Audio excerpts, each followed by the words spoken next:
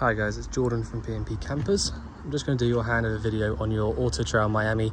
It's the 740D model, which is a fixed French bed based on the Renault Master chassis.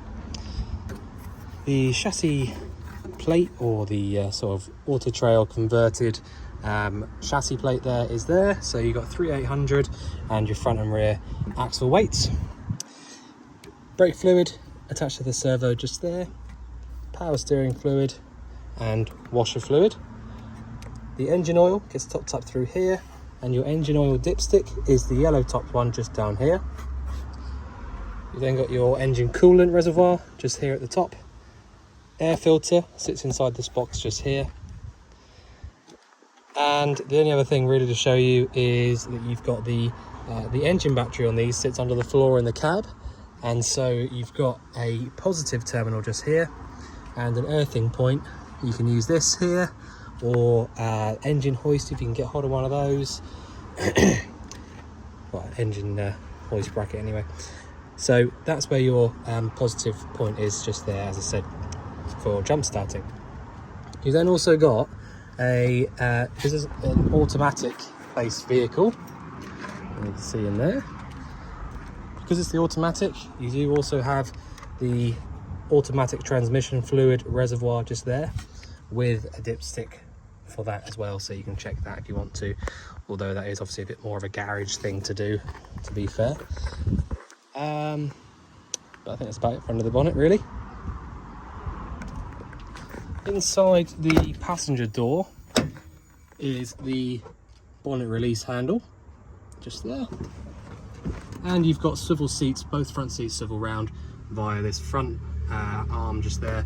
The seats also sort of move around in various different ways from these handles here, but that's all there. The gas low refillable system already all fitted there, with the filling point just there on the skirt. So yeah, all you need to know really is to turn the bottle on, you go anti-clockwise around to the left. To turn it off, you go clockwise around to the right on these two little knobs here. Turn them both on and turn them both off when you want it on or off, basically. But yeah, so that's that really. Just make sure that you turn them off before you start driving. That's all really. You have got a changeover valve up there as well, so if you turn them both on, it should switch between one and the other when one runs out. Got the D-bar lock just here, so you can pull this little bit down, and then you can pull this around basically if you've got two hands available, which I don't. But yeah, so pull this down, and then you can pull this around. Either use it as a handle to get in, although there is this original one here, handle to get in, or you can pull it all the way across the door and lock it so that you use it as a lock or a secondary lock. These two vents just here are for the fridge, so if you wanted to get to the back of the fridge for any reason, you can do so just by taking those two covers off.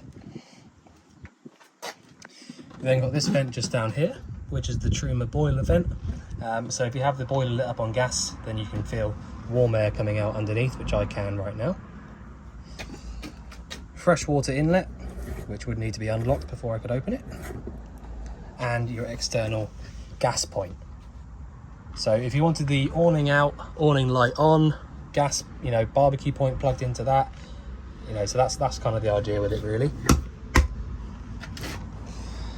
In this sort of space back here, obviously it looks a little bit messy at the moment because it's it's just a garage, but you have got an awning winder in there, various sort of bits and pieces to go with the vehicle that the previous owner has accumulated. So at the back, I have fitted the brackets here for the back box to go onto. So these just basically go on with some washers and sort of plates on the outside and on the inside. These ones here go through the box, and then you can sort of tighten down the brackets that they give you to go onto the inside of the box, and you can choose either here or here for these bottom bolts here. But these are nice and strong. I made sure they're nice and level, so it's all should all be spot on. Okay, underneath here at the back, we have got access, really nice access to the spare wheel.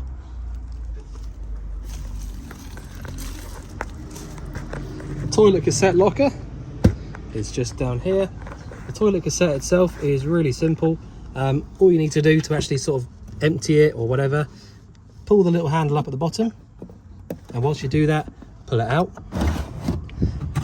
That can then allow you to take the entire thing out. And then so all you need to know from there is that you empty it out from this here. This is the emptying point here.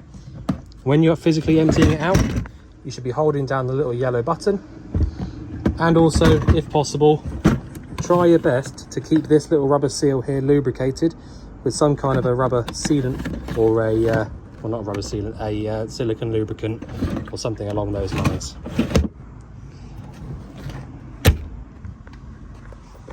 Just down here is the freshwater drain off point, and above that is your external hot and cold water point, which is the bullfinch fitting, very much like the external gas point on the other side. Down low here we've got your wastewater drain off point. This locker here, again, just for lots of storage really, just got various bits and pieces from the previous owner. And the last thing really is your hookup point here. So if you have the access to a hookup cable, it's really helpful to have that plugged in all the time. Well, not all the time, but as often as you can, just to make sure that the batteries are all completely topped up. Also gives you access to using anything that works on the mains as well, which I'll run you through when we get inside. So just bear in mind as well, we haven't cleaned the van just yet, and also we're just doing a few last little bits and pieces as part of the hab check right now, hence a couple of bits being off, but there you go. Right, so as soon as you walk in, you've got the control panel above your head here. So this is a Sargent control panel. AutoTrail have pretty much always used Sargent really. In this locker up here will be all of the electrical bits and pieces. So essentially what you've got in here is your power supply unit, or PSU. Again, as I said, as a Sargent system. And what it does is it basically takes the power from the leisure battery, engine battery and the hookup, and just sort of puts it to where it needs to go to. So you've got your fuses down here, which have a corresponding sort of guide to tell you which ones do which and all that sort of thing. And your 240 volt trip switches, which also have a guide to tell you what they do. You've then also got your TV aerial booster at the top there, various bits for the entertainment system that's just here, a little inverter which you can, it's up to you whether or not you want to use that, but you have got the plug on the side of it if you wanted to. A couple of USB sockets just there, and your solar charger or solar controller. Just so that you know, just sort of like for future, if you wanted to fit this up to the secondary battery, you can do that, because you have got the battery number 2 option just there for those two there, but that's just up to you whether you want to do that or not. But yeah, there you go. So that's that cupboard there. That's the main sort of cupboard for all the electronic bits and pieces. But anyway, as I was saying, so you've got the control panel above the door. This basically just directly links up to the power supply unit. So you've got your main on and off switch just there at the top left, and once you've turned that on, that will then give you access to any sort of 12 volt appliances and things like that. You've then got the water pump switch below that. I've got that on at the moment, and the fact that the water pump isn't actually running is a really good sign. If the pump switch is on and the pump isn't running, it means you're up to pressure and that you've got good pressure all the way around.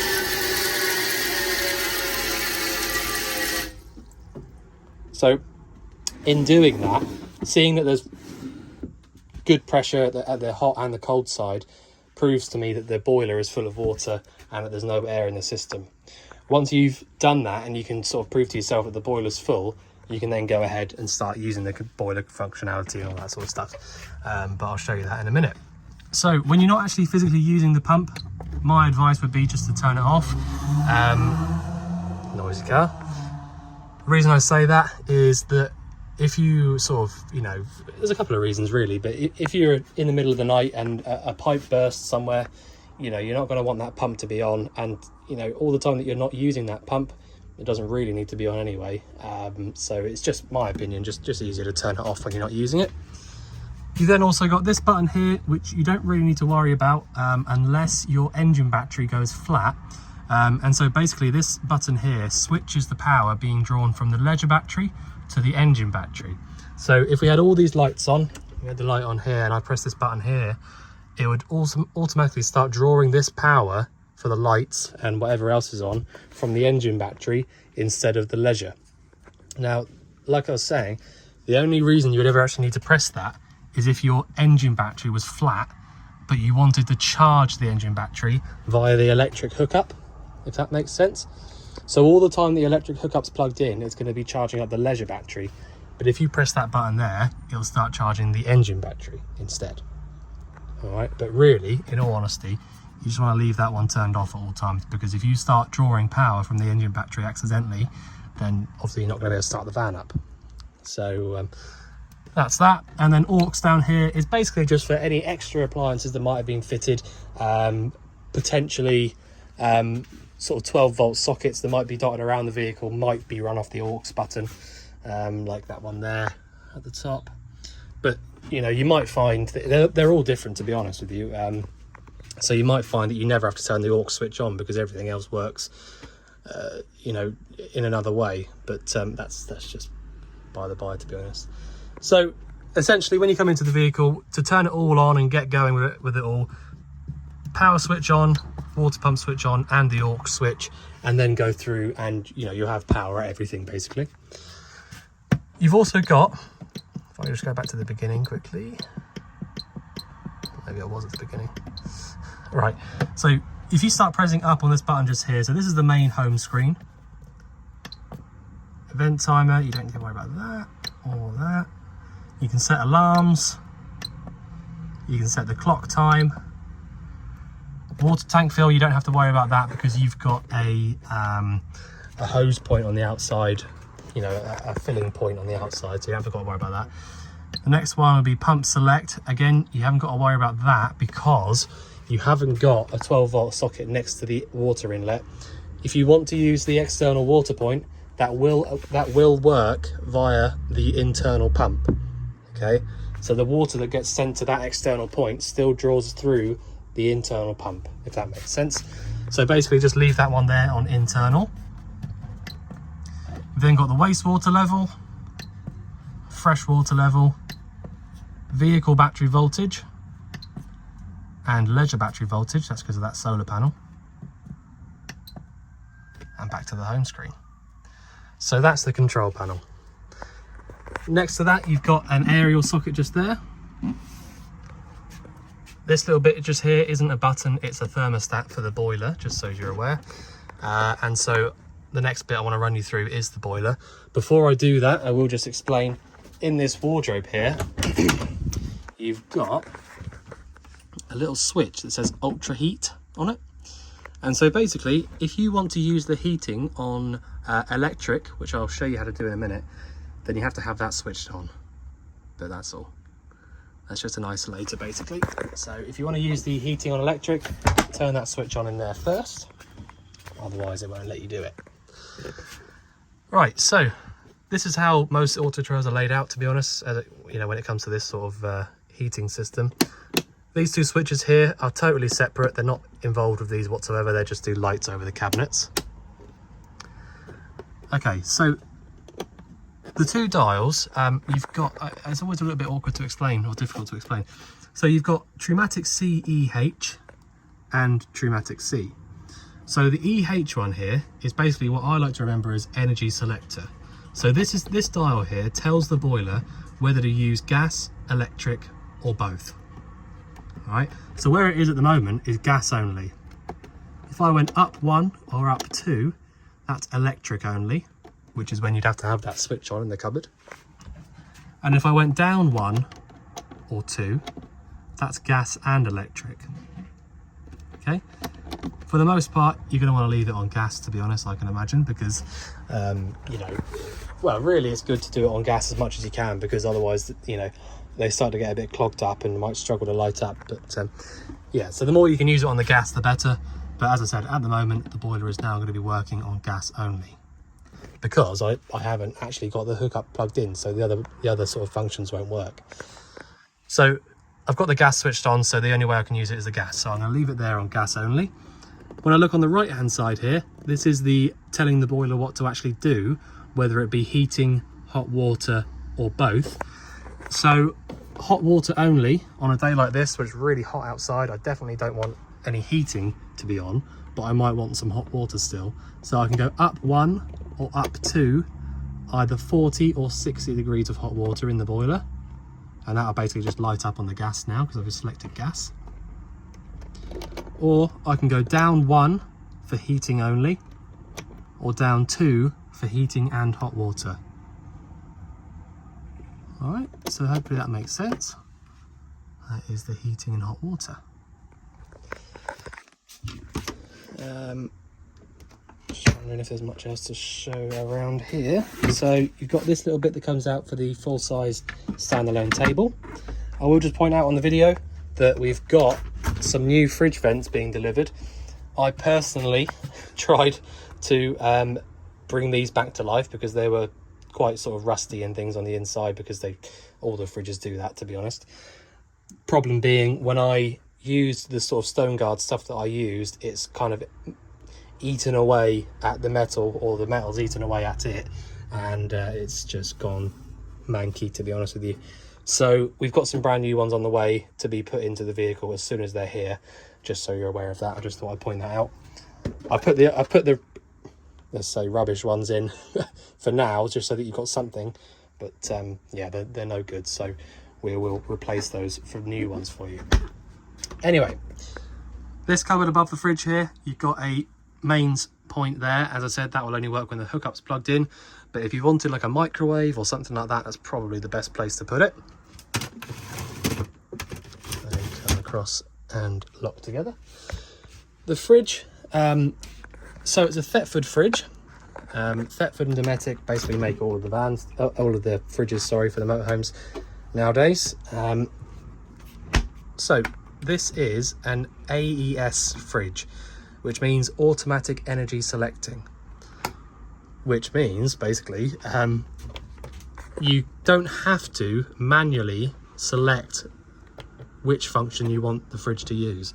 If you leave it here on auto, if you forget this for a second, if you leave it here on auto, it will automatically select one of the 3 energies to get this fridge cold, and it's automatically chosen gas. So as you can probably expect, gas is the way that I want to use the fridge at the moment, because I haven't got the hookup plugged in and I haven't got the engine running. So the gas is the only way I can use the fridge at the moment anyway, and the automatic function has chosen that. So you can leave it on that one all the time if you want to. When you plug a hookup cable into the vehicle, it will probably switch over to hookup and all that. So you can leave that alone if you want to. If not, if you're like me and you'd prefer to do it manually, you've got the 3 different functions. So you've got 12 volt here, which is the little battery symbol, throwing up a fault code at the moment because the engine isn't running. And just very, very briefly, because I don't like to sort of chew your ear off about it, but the reason that doesn't work at the moment without the engine running is because what you've got on all decent motorhomes is something called a split relay or a split charger. So when you start the engine up, the alternator charges the engine battery, just like it would have before it was converted. But then you've got another thing called a split relay, which splits that power off, sends most of it down to the leisure battery to keep the leisure battery topped up whilst you're driving, and also a lead sent back to the fridge so that you can keep the fridge cold whilst you're driving as well on this function. All right, so that's how that one works. You've then got the gas. As I said, that will just light up on its own, and that's it. You just leave it alone on the gas, or mains. So again, throwing up a fault code because we haven't got the mains cable plugged in. All right, so let me just briefly explain. The mains and the gas are the only 2 ways that this fridge will get cold by themselves, okay, by itself. So the idea is, if you were going to go on holiday tomorrow morning, for example, I personally would ideally, in an ideal world, plug the hookup cable into the van the night before you go away. Select mains on the fridge, and then by the morning the leisure battery would have had a full night's charging up on the mains cable. The fridge would have cooled right down overnight on the electric, and you'd be ready to go. All you have to do is unplug that cable, put it away, and then select 12 volt. The 12 volt will then keep the fridge cold whilst you're driving, and then when you get to where you're going, switch back to one of the other two. All right, so hopefully that makes sense. So as you're probably aware, the sink pulls out from, well, the top pulls away from the sink, sorry, pulls out like that, giving you access to there, meaning that it doesn't take up any extra room. You've got the full-size range cooker, so you've got the electric ring at the back there, so that will only work when your electric hookup is plugged in. Probably getting sick of hearing me say that now, but this, with the British built vehicles, they do tend to have a lot that works on the mains, so there you go. So you've got 1 through to 6 on this little dial down here for the ring back there, and that will basically just work as soon as you plug a hookup cable into it. You've then got the 3 burners on the top, bottom left, bottom right, top right, grill and the oven, which all work off of this one ignition switch. Grill door needs to be open when in use, the oven door doesn't, but there you go. That is a drawer that pulls out. Just trying to see if there's anything else in any cupboards before I skip past it. That is actually in the upright position, so I'll pull that down.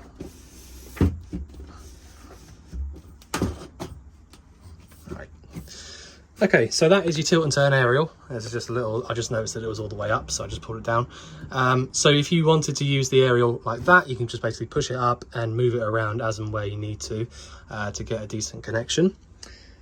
For the external barbecue point, you have got this little bit here that the previous owner has obviously made up, just so as you're aware. Right, underneath the bed is where the boiler sits, and if I just have a little look, where is it? Oh, it must be somewhere else. 1 minute.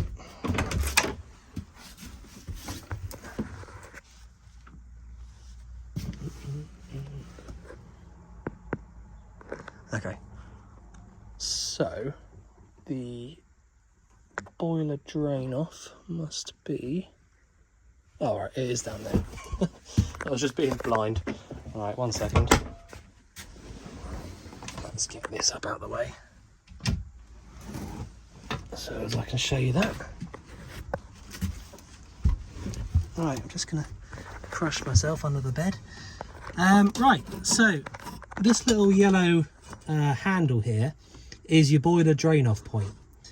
So if you wanted to drain the boiler out of all of its water, which you would only really do in, you know, if it was coming up to winter and you weren't going to use the vehicle, then you need to lift that little handle upright. You can see at the moment it's laying down flat. Lift it upright and all the water inside that boiler will drain out onto the floor. And that's it really, that's all there is to it. Okay. So I think the last bit to show you really is the bathroom, to be honest. So the sink in the bathroom works in exactly the same way as the rest of it. Shower, exactly the same as well. Don't feel like I need to show you how it works. It's just a shower with a drain hole in the bottom. Toilet is the only bit I'm going to explain really, because it's, you know, you probably wouldn't have used one before, one of these. So when you press this button down, you'll see flush fluid pumps around. That is fresh water from the fresh tank. So you do need to have some fresh water in the tank in order to flush the toilet. And then you've got a little handle down here, which you push to one side to drain it into the cassette, and then pull it back. That then closes that flap back over. If you don't close that flap back over, like I just did then, you'll find that you will not be able to take the cassette out from outside because it will be locked in position. So the only other bit is the skylights really. So you can wind this one down like so, or up. This one basically goes up and down with this little winder, and is also a turbo fan or a turbo vent. So however you want to use that, you can do. You can either use those, they're quite clever actually. You can either have it so that the air pumps out so that you can use it as an extractor fan for cooking, or you can have it so that the air's blowing in so that you can use it as a fan for cool air coming in from outside. So it is quite a clever idea. But there you go. Right, so I think I've pretty much shown you everything I could. If there's anything you think I've missed out, then just let us know. Otherwise, yeah, I think I've, yeah, I don't think there's much else. So if there's anything you think I missed out, like I said, just let us know. Otherwise, we look forward to seeing you soon to collect your van. Thanks very much.